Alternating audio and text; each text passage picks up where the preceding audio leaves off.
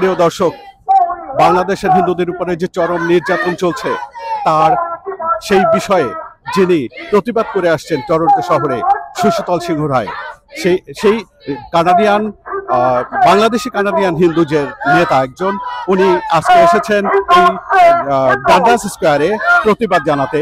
কুমিল্লার মুরাদনগরে যে সম্প্রতি হিন্দু একজন মহিলাকে দরজা ভেঙে তার স্বামীর সামনে ধর্ষণ করে সেই ভিডিও সামাজিক মাধ্যমে প্রচার করা হয়েছে এবং প্রতিনিয়ত যে অত্যাচার চলছে তারই প্রতিবাদ স্বরূপ আজকের এই প্রতিবাদ।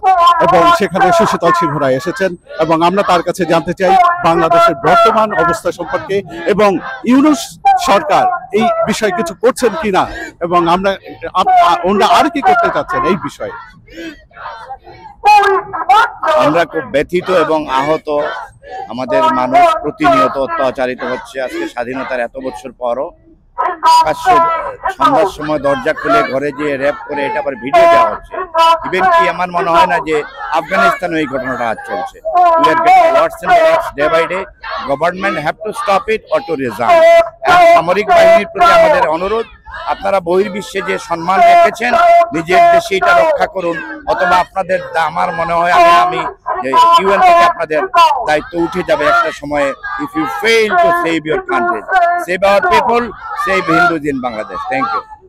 আমরা জানতে চাচ্ছি যে আজকের এই যে প্রতিবাদ সভায় এসেছেন, আর কি করতে চান? বাংলাদেশ সরকারকে কি আপনারা কিছু জানাতে চান যে এই প্রতিনিয়ত সংখ্যালঘুদের উপরে যে নির্যাতন চলছে সেই ব্যাপারে বাংলাদেশ সরকারের কাছে কোনো কিছু দিয়েছেন কিনা, স্মারকলিপি অথবা কোনো চিঠি এই জাতীয়?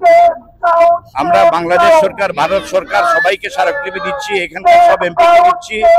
একটা ultimatum, you have to save our people, অথবা আমাদের ভাবতে হবে আমাদের লোকের জন্য নিজস্ব ভূমির ভাবনায় আমরা যাব কিনা, অথবা আমাদের সব লোকজনকে অন্য কোথাও শিফট করা যায় কিনা, অন্য কোনো দেশে শিফট করা যায় কিনা। Matter of time. আমার লোককে বাঁচাতে হবে, ভেরি সিম্পল।